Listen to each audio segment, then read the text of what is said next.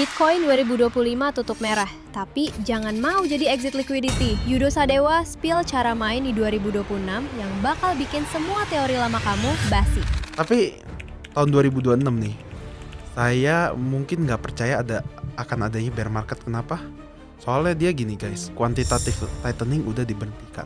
The Fed atau Bank Sentral Amerika atau pemerintah Amerika udah tidak nyerap duit lagi. Target saya 2026 itu sekitar 140 sampai 160 ribu sih. Oke. Itu menurut gue cukup tinggi. Lupakan siklus 4 tahunan yang kalian pelajari. Ada rahasia insider moneter yang bakal bikin market dipompa paksa. Ada kemungkinan 4-year cycle ini patah. Kalian wajib cek moneternya Amerika. Amerika itu yang paling besar soalnya. Pada saat gak ada yang bahas kripto lagi dan harga stagnan, disitulah lu masuk Bitcoin dan Ethereum aja ya. Tapi hati-hati, ada satu koin yang Yudo nyesel nggak beli dan satu kesalahan yang bakal bikin kamu rungkat massal di 2026. Bongkar rahasianya di video lengkap. Upgrade strategi supaya cuan kalian semakin konsisten. Ajaib siap bantu loh, linknya di deskripsi ya.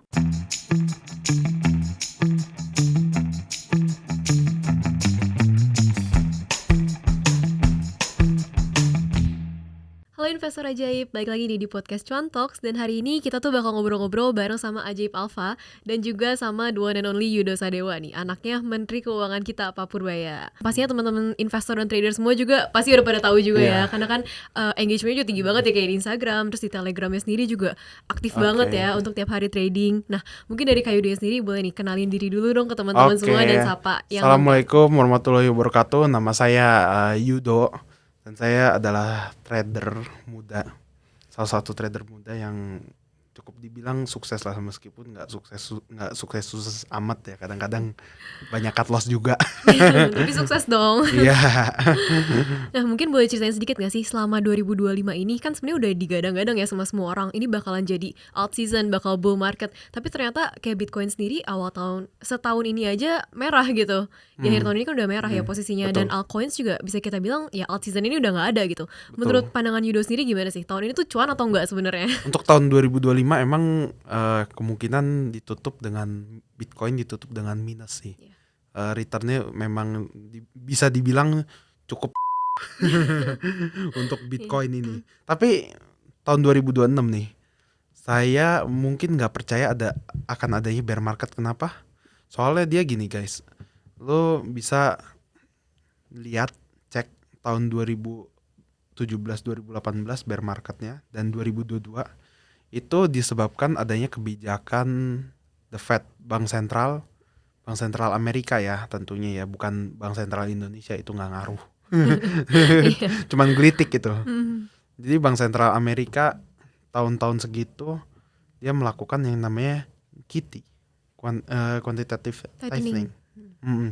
Jadi likuiditas dari market itu ditarik ke Bank Sentral, diserap sama pemerintah Amerika. Jadi kalau misalnya nggak ada likuiditas, otomatis harga turun. Oke, berarti kan sedangkan yang kita tahu 2026 ini kabarnya kan akan ada quantitative easing ya. Berarti apakah itu yang bakal jadi pendorong harga Bitcoin sendiri dan juga keseluruhan crypto market?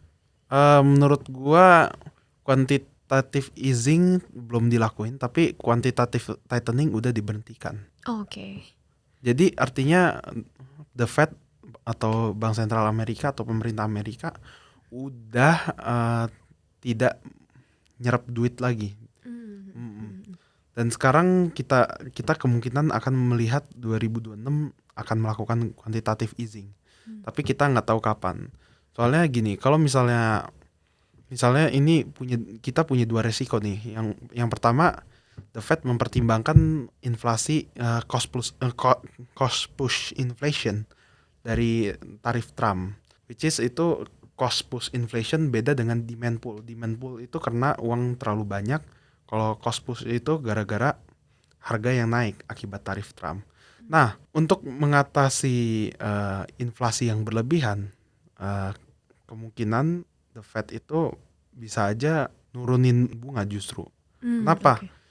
Kalau dulu kan naikin bunga karena demand itu berlebihan ya. Nah, sekarang itu dia lagi ada dilema di mana dia kalau nurunin bunga itu inflasi naik. Sebelum lanjut, tap link di deskripsi. Download Ajaib dulu. Kalau misalnya dia naikin bunga atau tahan suku bunga, pasar tenaga kerja Amerika hancur. Oke. Jadi ada dua dilema itu yang sebenarnya The Fed itu lagi mikirin jauh-jauh. Lebih pilih mana? Lebih pilih inflasi, nyelamatin inflasi atau nyelamatin ekonomi. Benar-benar. Gitu. Jadi mereka ada di posisi yang berisiko juga ya sebenarnya saat ini lagi tuh. ada dilema Iya, ya. ada dilema ini. Tadi kan kita dibahas sedikit nih soal kondisi makronya ya, terutama dari US. Ya, Kalau makro. misalkan the big questionnya nih, orang-orang Ya. pasti pada nanyain harga Bitcoin kira-kira di 2026 tuh bakal sampai ke berapa sih? Karena sebenarnya kita tahu sebenarnya kan kalau kita lihat dari 4-year cycle seharusnya udah memasuki fase bear kan. Tapi again tadi dengan tesisnya Yudo sendiri, 2026 ini kelihatannya nggak akan bear, justru malah akan bull gitu ya, Akan naik boom, kencang. akan naik kencang justru. Nah menurut Yudo gimana nih? Target saya 2026 itu sekitar 140 sampai 160 ribu sih. Oke. Itu menurut gue cukup tinggi kalau misalnya The Fed melakukan namanya QE, karena The Fed kan dia injek uang di pasar, cetak duit modal dengkul untuk menyelamatkan ekonomi kan, untuk Iya. menambah likuiditas. Nah, semakin likuiditas itu bertambah, semakin besar aset-aset beresiko kayak saham atau kripto itu Bakal ngepump. naik ya. Benar-benar. Karena harga kripto sendiri juga kan bergantung sama yang M2 money supply-nya itu ya, yang tadi Bukan, dia cetak uang. Oh, bukan bukan. M2. Jadi Beda dari mana? itu M2 money supply itu untuk aset, untuk banyak aset. Tapi gini, oke. Fed liquidity. Oke. Anda pernah dengar Fed liquidity? Jadi liquidity-nya Bank Sentral Amerika. Kalau misalnya dia quantitative easing atau QE, dia kan injek uang ke pasar, artinya liquidity-nya The Fed naik. Fed liquidity itu cenderung stagnan bahkan menurun. Kita bisa lihat dari selama 2025 ini. Nah, kalau misalnya likuiditas menurun, market kripto itu sebenarnya nggak ada gairah, malah cenderung ya gitu-gitu bearish aja. ya. Bearish ya, bukan bear market ya. Iya, bearish. Oke, nah berarti kalau misalkan pandangan Yudo sendiri nih soal yang 4-year cycle itu, menurut kamu itu tuh valid atau enggak sih? Untuk dulu menurut gua valid. Kenapa? Tahun 2012, 2014 yang masuk itu investor-investor yang beneran berani take high risk. Ya spekulan lah, iya, bukan iya. investor lah. Dia bisa dibilang spekulan, ya masuk Bitcoin. Karena kan ini ya, halving tuh ada supply dan demand ya. Kalau misalnya supply di-cut, ini otomatis harga akan naik dong. Iya. Karena demand tetap, demandnya tetap bahkan bertambah Naik. semakin naiknya adopsi, tapi supply-nya malah di-cut. Benar-benar. Harga akan naik otomatis, dan itu hukum ekonomi sederhana Iya. gitu. Nah, berarti kalau di tahun 2026 ini, apakah ini terpengaruh juga dengan adanya adopsi dari institusi, terus dari kayak banyak juga kayak investor-investor yang massive accumulate Bitcoin gitu, kayak misalkan dari US sendiri kan dia ada Bitcoin Strategic Reserve ya. Itu ngaruh nggak sih ke market crypto secara keseluruhan? Jadi gini, justru karena adopsi Bitcoin yang makin masif, ada kemungkinan 4-year cycle ini patah. Oh, oke. Iya, akibat dari pembelian tadi institusi-institusi yang besar gitu. Jadi kalian sebelum menentukan arah market crypto bear atau bull, kalian wajib cek moneternya Amerika. Oke. Karena itu Amerika itu yang paling besar soalnya. benar-benar Dan yang hobi cetak duit modal dengkul. benar itu. Jadi Ya. ngaruh banget ya. Karena Sangat yang berpengaruh. sangat berpengaruh karena dari liquidity-nya itu tadi ya. Oke, nah kita udah bahas semua soal Bitcoin dan tadi udah dijelasin juga ya. Mungkin itu yang jadi story yang sempat di-post di Instagram yang jadi Ya. kontroversi juga ya. Pasti Ya. orang-orang kan banyaknya yang ya mereka tetap bearish gitu view-nya untuk 2026, tapi ternyata Yudo di sini bilang kayak justru 2026 ini bakal jadi market pump yang kencang banget gitu. Dengan adanya Nggak berbagai kenceng sentimen. amat. Kalau misalnya dia melakukan quantitative easing, baru kenceng pumpnya.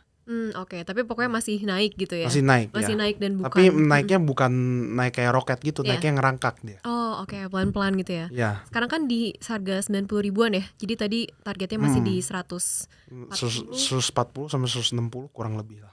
sampai Itu udah segitu. cukup sih, sekitar segitu. Iya, iya benar. Tapi kalian bisa lihat beberapa di cycle ini, tiap setahun itu pasti ada bull, ada bear. Tahun 2023 itu Bitcoin naik dari 20.000 ke, kalau nggak salah, ke tinggi banget lah pokoknya ke 40.000. Nah dia ada koreksi sedikit. Nah 2024 dia pump lagi, dia membentuk kayak gini, pump nih, udah pump ke 73.000, dia bearish lagi, kurang lebih 30% minusnya. Terus dia pump lagi kemarin tuh kalau nggak salah ke berapa tuh, ke 100.000, terus turun lagi ya ke 109.000, terus turun lagi dia ke 74.000, itu sekitar minus 30% lebih juga. Dan sekarang kita bisa lihat ini yang pump dam yang ketiga kali nih, pump and dump yang ketiga kali, dia pump ke 126.000, terus dia ngedam lagi ke 90.000, dan itu tiap setahun sekali ada itu. Jadi emang ada ini di fase bull market kali ini beda banget.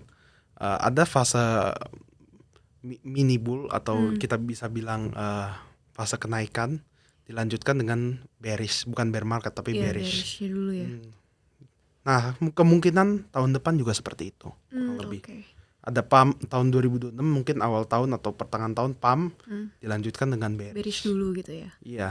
Dan itu akan terus berlanjut mungkin sampai krisis ekonomi. Nah, itu kan kita udah bahas semuanya nih soal Bitcoin-nya ya. Bitcoin. Kalau misalkan di tahun 2026 sendiri, altcoins-nya apa kabar nih? Kira-kira masih ada yang menarik atau justru kayak kelihatannya akan terlalu berpengaruh deh, bakal segini-gini aja? Oh iya, untuk altcoin itu gua saranin kalian hold Ethereum, Solana, BNB. Itu aja sih yang aman. XRP juga mungkin boleh, tapi dia kan nggak naik-naik, stagnan. Gitu-gitu aja. Iya. Oke, berarti tadi cuman Ethereum, Solana, BNB sama XRP ya boleh ya? Jadi yang gede-gede aja XRP boleh, iya. Berarti jangan mainin meme coin gitu. Meme coin sebenarnya, kalau meme coin yang large cap gua saranin jangan deh. Soalnya kenapa? Itu kalian kalau misalnya udah beli meme coin, udah di listing di exchange besar, apalagi exchange Indo, itu udah telat banget. Lu tinggal jadiin exit, lu Liquidity bisa ya. dijadiin exit liquidity. Karena pumpnya tuh di awal ya, justru kalau meme coin. Justru kalau sebelum meme listing. coin itu kalian belinya bukan di exchange, justru di DEX. Benar. Kalau misalkan sektornya sendiri, ada nggak sih yang bakal jadi winning sektornya? Kan kalau kita bisa lihat 2025 ini katanya perpetual DEX ya, yang naiknya kencang banget. Ada hype, Perpetual DEX, ada Ether. Perpetual DEX, terus kemarin privacy juga, Privacy benar. ZEZ sama DES sama PAM itu, dua koin itu PAM kencang juga. Tapi 2026 nih menurut gua ada sektor yang sekiranya ini nggak baru juga sih, tapi gue lupa nama sektornya apa, menyediakan transaksi yang lebih cepat pokoknya. Oke. Tapi gue nggak nyebutin tickernya, transaksi yang paling cepat ya. Nah, untuk kalian nih sekedar tips untuk mau invest di altcoin, koin-koin yang besar tadi itu wajib dipegang. Kenapa? Apapun narasinya, apapun sektornya, kalau misalnya koin-koin tersebut akan tetap dipakai itunya, blockchainnya, gitu. Oke, jadi itu kayak core-nya dari kripto itu sendiri ya. Itu ibaratnya kota, terus altcoin itu ibaratnya mall-mallnya itu. Nah di dalam itu ada token, ada misalnya GameFi, ada misalnya AI atau apa, itu apa toko-tokonya itu. Oke. Dan Jadi kita bisa bertransaksi di sana. oke, benar-benar. Berarti tadi sektornya bisa dicari aja ya buat teman-teman semua, tadi bisa research sendiri supaya Dior. ntar dibilang pom-pom lagi kalau di sini. Iya, bahaya. Nanti bilang bahaya kalau pom-pom. dibilang di sini. Nah, kalau misalnya tadi kan udah di-mention juga ya altcoins yang cocok buat di hold nih, dan juga sektornya yang tadi ya, mereka harus research sendiri nih.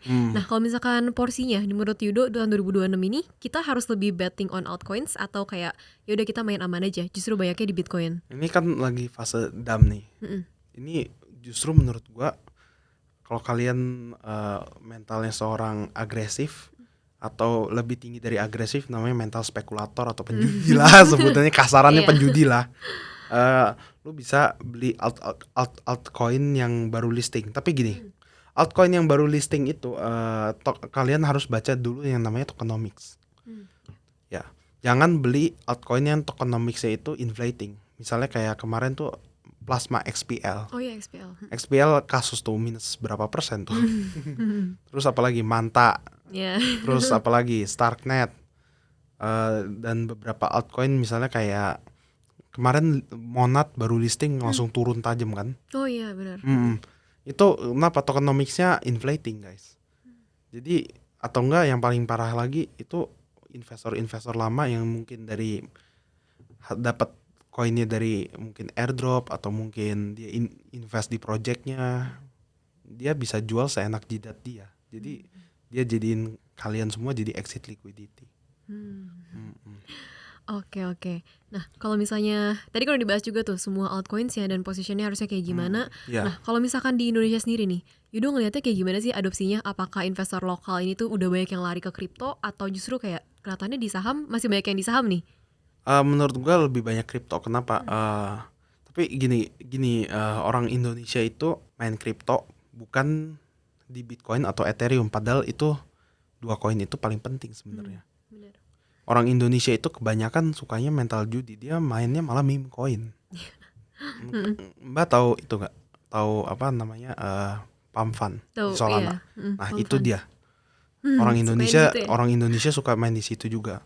Ada yang jadi penjudinya, ada juga yang jadi penipunya, jadi rug pull-nya. Yang Dia- ngerapulin ya. Dia jadi devnya rata-rata dev meme coin kan rug pull. Ya. Jadi gitu. Oke, nah tapi kalau misalkan di Indonesia sendiri nih, melihat dari perkembangan, apakah maksudnya kayak kamu sendiri tuh ngelihat gak sih dari governmentnya sendiri itu support atau gimana ke adopsi kripto ini di Indonesia, dan kedepannya kira-kira bakalan makin masif atau justru kelihatannya kripto ini bakal apa ya, lebih susah buat growth gitu di Indonesia? Untuk di Indonesia sendiri, orang Indonesia tuh sebenarnya mentalnya cukup FOMO-an sih. Iya. Bisa dibilang. Ini justru di harga turun segini nih, sekarang udah mulai pada sepi guys. Iya benar. Udah mulai pada sepi, nggak ada yang mau bahas kripto lagi. Padahal ini lagi turun loh, lagi murah-murahnya. Pada saat nggak ada yang bahas kripto lagi dan harga stagnan, disitulah lu masuk di Benar. Bitcoin dan Ethereum aja ya. Jangan masuk di meme coin, ingat. Oke, berarti nah kalau misalnya Yudo nih diminta untuk kasih saran buat teman-teman semua yang baru mulai masuk ke kripto, kira-kira mau kasih saran apa sih? Mungkin dari mentalnya kah, atau kayak mungkin beberapa koin Jadi yang gini harusnya guys, dipegang? aku mau ngasih saran ke kalian untuk cryptocurrency, pelajari technical dan fundamental analysis. Itu penting banget. Fundamental analysis tuh bisa dari tokenomics, mikroekonomi, makroekonomi, dan white paper juga itu salah satu fundamental analysis. Technical analysis itu kita bisa gunakan misalnya matematika, statistik, terus apalagi ya, indikator trading, terus strateginya gimana, pengelolaan emosinya gimana. Cukup orang tuh kebanyakan emosi. Orang tuh kebanyakan emosi guys. Jadi kalian hati-hati aja kalau misalnya kalian loss banyak. Nah, orang biasanya kalau loss banyak itu bukannya sadar bahwa apa yang dia lakukan salah. Orang tuh biasanya malah balas dendam. Balas dendam akhirnya apa? Akhirnya bangkrut. Bangkrut nyalain orang. Benar. Oke. Iya. Nah, tadi kan dibahas sedikit tuh soal strateginya. Kalau kamu sendiri strategi trading di kripto tuh gimana sih? Apakah dari fundamentalnya atau pure technical atau gimana? Aku dua-duanya, Dua-duanya mengandalkan ya? dua-duanya. Jadi gini,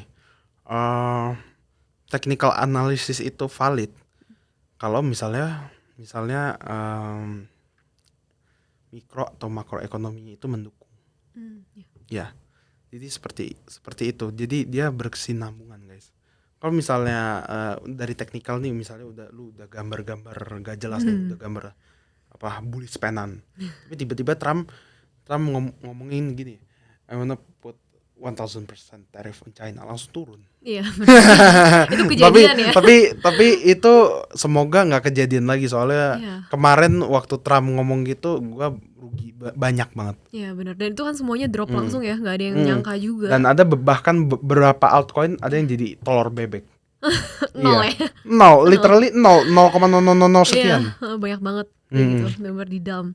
Nah, kalau misalkan sampai nih kan Trump masih menjabat masih lama juga ya, dan tahun depan bisa aja dia mengeluarkan gebrakan-gebrakan lainnya. Dia si Trump tuh agak labil sih menurut gua sih. Iya, karena dia sering banget ngeluarin statement tertentu dicabut lagi, ngeluarin lagi terus cabut lagi.